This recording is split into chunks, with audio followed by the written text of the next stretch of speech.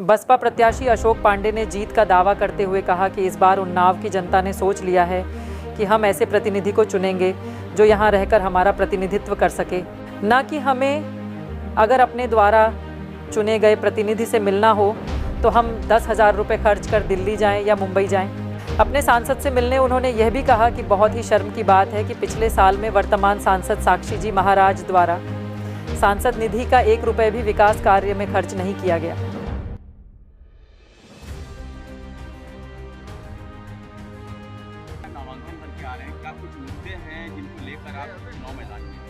देखिए, सबसे बड़ा मुद्दा उन्नाव के विकास का मुद्दा है। पिछले 10 साल में उन्नाव प्रोडक्टिव इंडेक्स में या रोजगार के इंडेक्स में इतना पिछड़ता चला जा रहा है, लगभग 0 के आसपास पहुंच गया है। तो सबसे बड़ा मुद्दा तो विकास का मुद्दा है, भ्रष्टाचार का मुद्दा है। और जो वर्तमान सांसद हैं, जिन्होंने मतलब इवन जनता का पैसा है सांसद निधि का, वो तक भी खर्च नहीं हो पाया। बड़े शर्म की बात है कि जो जनता के टैक्स का पैसा जाता है, जिसमें कुछ करना ही नहीं है, केवल आपको चिट्ठी लिखनी डीएम सीडीओ को, साहब ये विकास कार्य हो, वो पैसा भी लैप्स हो गया। इससे शर्मनाक बात उन्नाव जनपद के लिए और क्या हो सकता है।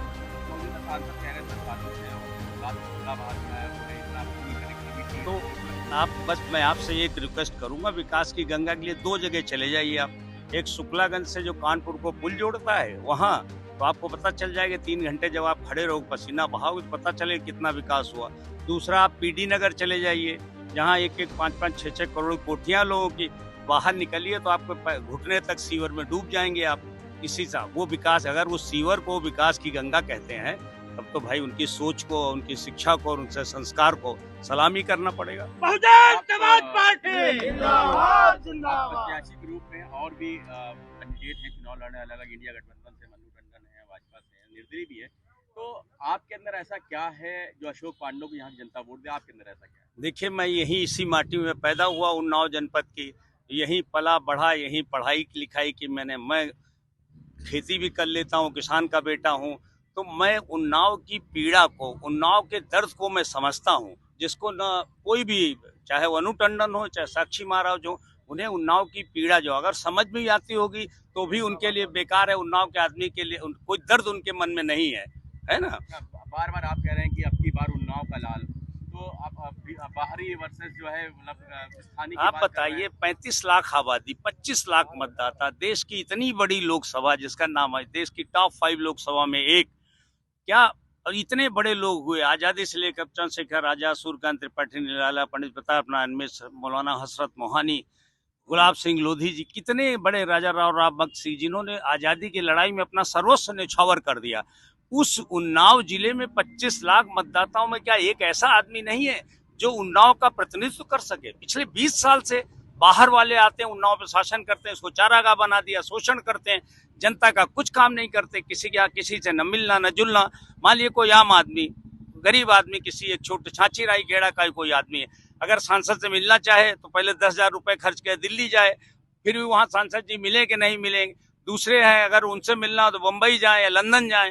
तो क्या संभव है? 83% जनता गांव में रह रही है उन्नाव लोकसभा की, तो क्या उनके पास खाने को रोटी नहीं है तो पैसे लगा के अब सांसद से मिलने कहाँ जा सकते हैं? अभी तक आप बीजेपी में थे, बीजेपी से टिकट ही मांग रहे थे, जब अगर आपको टिकट नहीं मिला तो आपने बसपा का दामन था।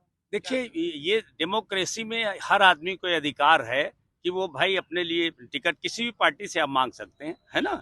टिकट के लिए रोक थोड़ी कि आप किसी एक पार्टी से टिकट मांग रहे हैं, उससे नहीं मिलता, दूसरी पार्टी से आप टिकट मांग के लड़ नहीं सकते। तो लोकतंत्र विचारधारा तो मतलब किसकी रहेगी? विचारधारा मतलब काशीराम जी की रहेगी या? विचारधारा, जब मैं बीजेपी से आया तब भी बहुजन की विचारधारा, सर्व जाति, सबके विकास की बात जो मोदी जी करते हैं, लेकिन विकास की धारा किसी जाति के लिए नहीं है। जैसे साक्षी महाराज जी आज भी वही नारा लगा रहे हैं कि 2.5 लाख लोधी, 2.5 लाख मोदी। आप सब पढ़े लिखे हो, आप बताइए, ये पूरी भारतीय संविधान का उल्लंघन है और सुप्रीम कोर्ट और चुनाव आयोग के निर्देशों का सीधा उल्लंघन है कि आप जाति की बात कर रहे हैं। क्या साक्षी महाराज लोधी जाति के नेता हैं?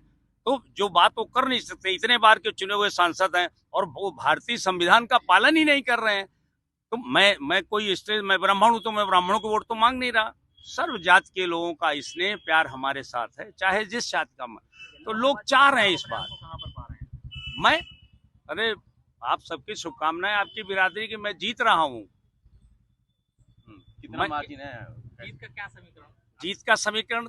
जीत का समीकरण एक ही देखिए, हमारे पास कैडर का इतना वोट वही है जो वोट बहन जी को हमेशा मिलता रहा। आप देख लीजिए पिछले 20 साल का रिकॉर्ड थे, बहुजन समाज पार्टी के पोलिंग परसेंटेज में कभी फर्क ही नहीं आया। एक बार केवल आया जब वो किसी पार्टी के साथ थी बहन जी, बाकी कभी भी बहुजन समाज पार्टी का वोट कहीं जाता ही नहीं है।